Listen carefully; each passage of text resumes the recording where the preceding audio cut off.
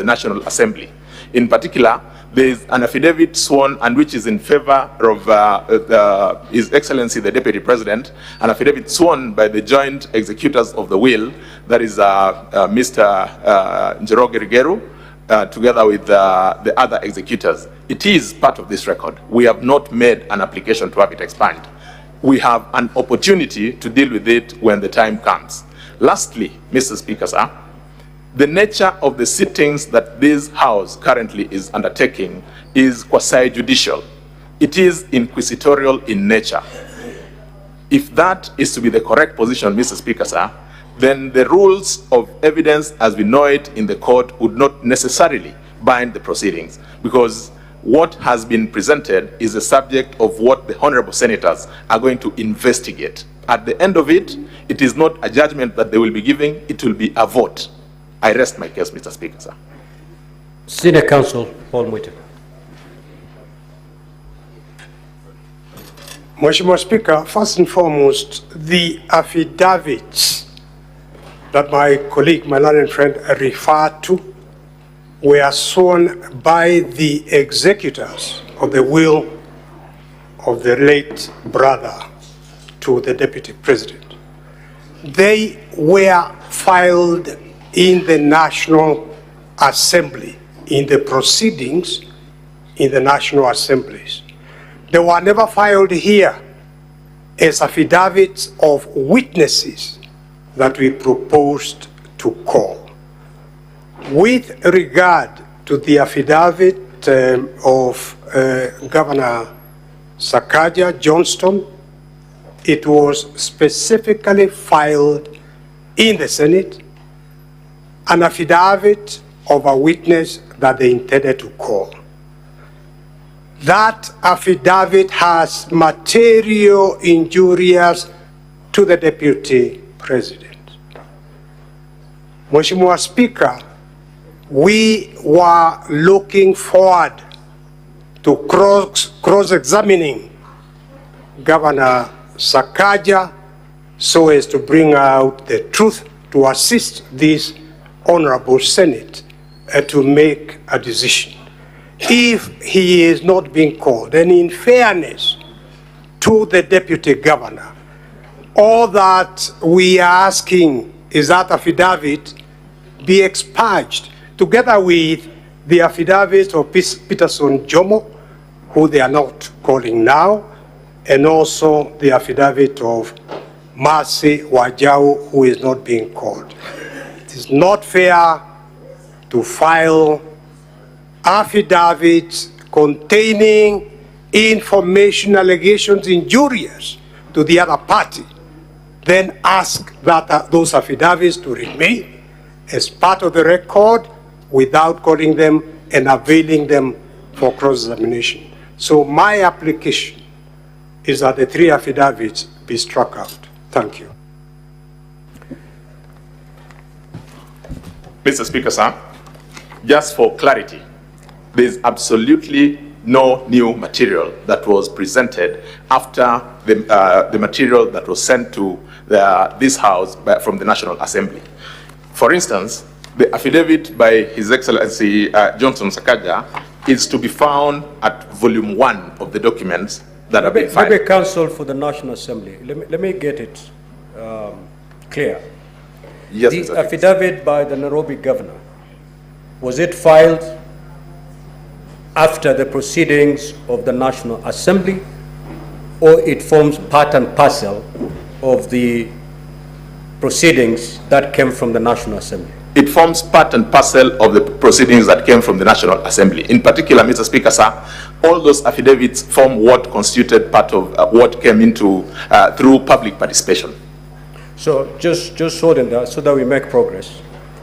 Senior Counsel, you have indicated that the affidavit by the Honorable Governor for Nairobi did not form part of the documents that emanated from the National Assembly. Now, the position as held by the Council of the National Assembly is to the contrary. These are things we can settle now. Did it come with a bundle of documents from the National Assembly, or it was filed after the Senate was seized of those documents? Mheshimiwa Speaker, I have been corrected by my colleagues. The affidavits where the affidavit by Governor Johnson Sakaja was actually part of the public participation. So it was part of the record of the National. So now, yes, let's yes. move to the two. Yes. Let's move to the two. Now, have a seat, Senior Counsel. Counsel for the National Assembly. Yes, Mr. Speaker, sir. Yeah, respond to the two more affidavits, because the contention from the Council of the Deputy President is that they were filed after the record was received from the National Assembly by the Senate. Mr. Speaker, sir, I reiterate the position that we earlier on gave, that there's not any single document other than the document that was admitted yesterday pursuant to our application that came in after the record had been presented before this House. So the affidavits were not filed after the Senate received the bundle of documents from the National Assembly? Absolutely not. Can you lead us to the volume and the page containing these affidavits from the National Assembly? Mr. Speaker, sir, just give me 1 minute to consult with my colleagues here. I identify it, then I bring it. It's not an issue that we had anticipated. Yeah, so that we settle this matter. Most of that. Yeah, let's settle it. It is, Mheshimiwa Speaker, it's only the affidavit of Peterson Jomo that was filed in the Senate. It did not form any part. Very well, of the Senior National Counsel. Assembly. So then let's settle that one and we make progress. We need not argue on this matter. Mr. Speaker, sir, I think what happened is that we skipped the opportunity to identify the documents from both sides of what had been filed. The documents that we filed yesterday has a volume 8. That is the document that contains the affidavit of Peterson Njomo. So it is that affidavit, if you go to the Senior Counsel, it is that affidavit that they're looking forward to cross-examining the deponent. Now that you've closed your case, the argument from the Council of the Deputy President is, how then are we going to test the truth of those averments? What say you on that? Mr. Speaker, sir, I did give an indication that, number one, at the commencement of these proceedings, any party who wanted to cross-examine any of the deponents of any of the documents had an opportunity, upon your invitation, to invite such parties to appear before them. If our counterparts appearing for His Excellency the Deputy President did not find it appropriate to call that witness at that point in time, they cannot now hold us to say that you had said you'd call this person, you will not call them. Because the person we were to call was for purposes of clarifying what we thought was important for us. Now, this being an inquisitorial proceeding, a quasi-judicial proceeding, Mr. Speaker, sir, I think it would be a stretch to expect that if we didn't call or if we didn't avail any of the witnesses that were mentioned in any of the affidavits, then as of necessity that follows that record or that affidavit needs to be expunged. That's what I was saying. Pursuant to your ruling yesterday, that is evidence and material that was presented yesterday. It forms part of your record. Now, before I give my way forward, Senator for Nairobi City.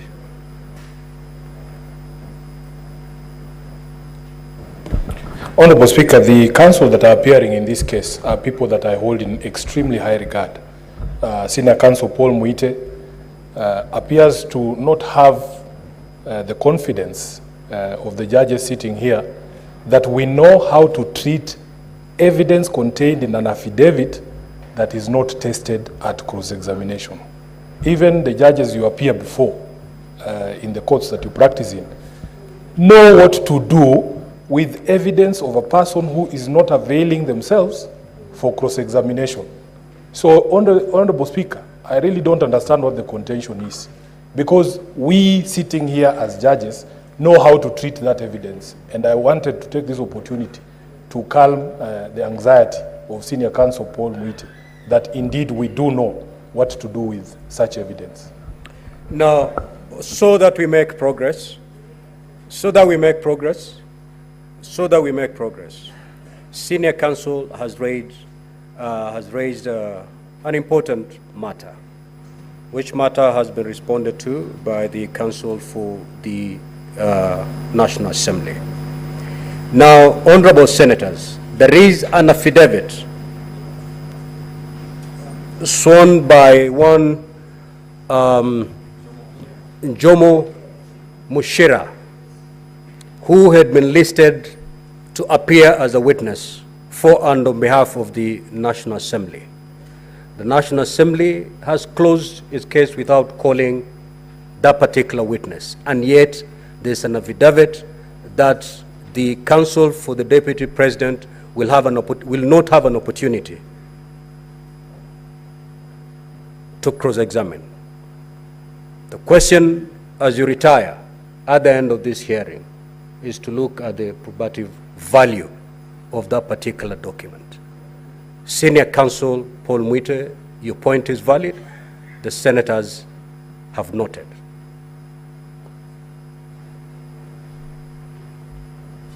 Because this is an important, very important institution with a judicial function, court of record, permit me to put on record that there is a slight distinction between counsel and the client.